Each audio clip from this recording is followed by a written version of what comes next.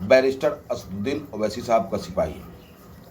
आप तमाम हिंदुस्तानियों को लोकतंत्र के महापर्व के दूसरे चरण में हो रहे मतदान, जो 88 सीटों पे हो रहे हैं मतदान, उन 88 सीटों के तमाम मतदाताओं से अपील करता हूं मैं कि आप अपने वोट का, जो आपका अधिकार है, उसका प्रयोग आप करें। खासकर युवा वर्ग से भी मेरा अपील है कि मेरे दोस्त, ये चुनाव पिकनिक के लिए नहीं बनता है, छुट्टियां के लिए नहीं होती है ये चुनावें। इस चुनाव से आने वाले भविष्य को आप तय करोगे, निर्धारित करोगे आप कि आपका भविष्य कैसा होगा। इसलिए अपने मत का प्रयोग आप अवश्य करें, वो आपका अधिकार है।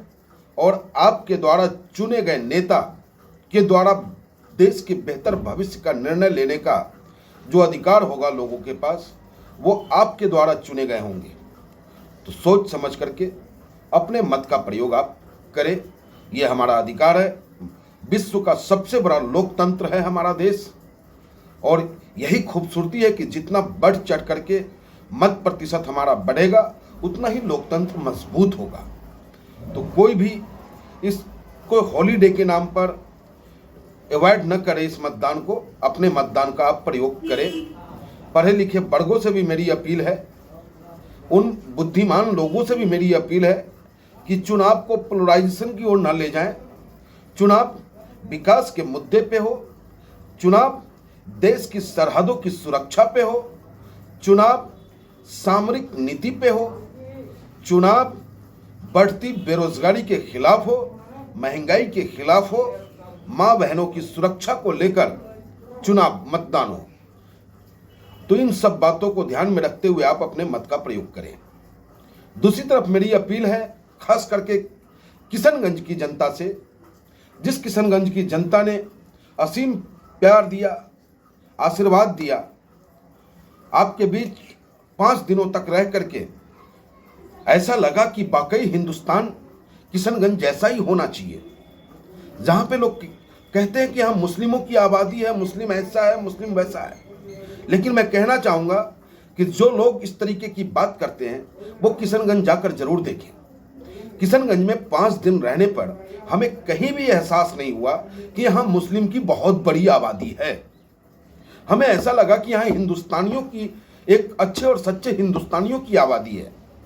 वहाँ पे हिंदू भाई भी और मुसलमान भाई भी बिल्कुल प्यार मोहब्बत के साथ रहते हैं और प्यार मोहब्बत के साथ रहना चाहते हैं। उन लोगों का देश की मजबूती में बहुत बड़ा योगदान है।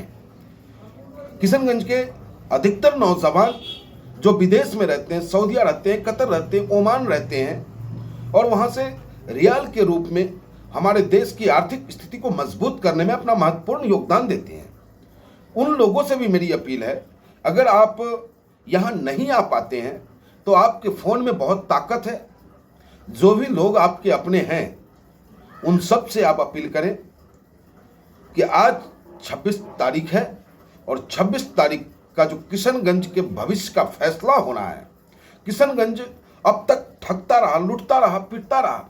किशनगंज की दर्द को किसी ने महसूस नहीं किया, सिर्फ सियासतें हुई हैं किशनगंज की धरती पे। किशनगंज के कमजोर लोगों की आवाज को हमेशा कुचलने का काम सियासतदानों ने किया, चाहे वो राष्ट्रीय जनता दल हो, चाहे वो कांग्रेस हो, जदयू हो या भारतीय जनता पार्टी हो। भारतीय जनता पार्टी शहनवाज हुसैन को किशनगंज की जनता ने ताकत दिया, लेकिन क्या मिला किशनगंज को? एक फैक्ट्री का उद्घाटन होता है और उद्घाटन तक ही, शिलान्यास तक ही वो रह जाता है। कोई कल कारखाने नहीं वहां पे। चारों ओर जो है अराजकता का माहौल व्याप्त रहता है। कुछ दलाल लोग जो हैं सत्ता के संरक्षण प्राप्त कर वहां के लोगों को आतंकित रखते हैं। इन सब से सावधान होते हुए आज के दिन जो किशनगंज में एक बेटा आपका जन्म लिया, अक्रुल ईमान, जो अच्छा है, सच्चा है, नेक है, इंसानियत से मोहब्बत करता है, मानवता से मोहब्बत करता है और किशनगंज के हर कोने में विकास की किरणें पहुंचाने का अथक प्रयास वो करते रहे हैं। और किशनगंज ही नहीं, मेरा मानना है कि बिहार के किसी कोने में अगर जुल्म हुआ है तो उस जुल्म को प्रमुखता से विधानसभा यानी कि बिहार के सबसे बड़े पंचायत जो राजधानी में है विधानसभा, उसमें बड़ी मुखरता के साथ अख्तरुल ईमान साहब ने अपनी बात को रखा है। लेकिन किशनगंज वालों, ये चुनाव सिर्फ आप अपने लिए नहीं कर रहे हो, ये चुनाव उन तमाम कमजोर लोगों के लिए आप करने जा रहे हो। उन तमाम कमजोर लोगों की उम्मीदें किशनगंज से बंधी हुई है, जिनके बच्चे अनायास ही जेल में बंद हैं, जिनका भाई, जिस बहन का भाई अपने काम पे तो जाता है वो, लेकिन घर वापस नहीं आता। उन बहनों की उम्मीद है आप किशनगंज के लोग। तो किशनगंज के मतदाताओं, आपसे मेरा करवद्य प्रार्थना है कि 4 नंबर बटन जो पतंग चुनाव चिन्ह के सामने वाला है उसे आप दबाएं। वो सुरक्षा और सम्मान की गारंटी देता है। बैरिस्टर असदुद्दीन ओवैसी साहब कभी भी जाति और धर्म देखकर न्याय करने की बात नहीं की। आपने सुना होगा अकबर उद्दीन ओवैसी साहब, जो फायर ब्रांड हक और सच की आवाज माने जाते हैं, उन्होंने खुलेआम कहा कि नरेंद्र मोदी जी, हमारे हिंदुस्तान का हिंदू भाई इतना कमजोर नहीं। हमारे हिंदुस्तान के जो हिंदू भाई हैं, क्या वो मंगलसूत्र छीनने देंगे? मोदी जी, ये देश किसी के बाप की जागीर नहीं है। जितना मेरा है उतना मुसलमान भाई का भी है, उतना ही सिख भाइयों का है, उतना ही ईसाई भाइयों का है। इस देश को सजाने में, संवारने में उतना ही योगदान मुस्लिम भाइयों का है जितना कि हिंदू भाइयों का है।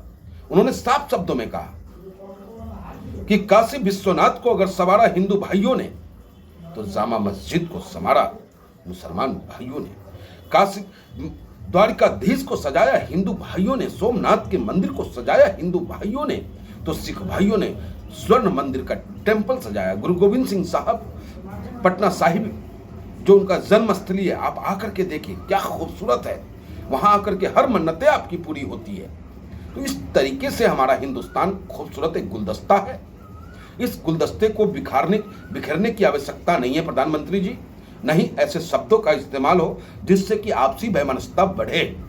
और नौजवानों की विशेष जिम्मेदारी है कि आदरणीय प्रधानमंत्री जी की बातों को ना ले, आप खुद सोच समझकर अपने विवेक से पतंग चुनाव चिन्ह के बटन को दबा दें। जय हिंद, जय भारत, हिंदुस्तान जिंदाबाद।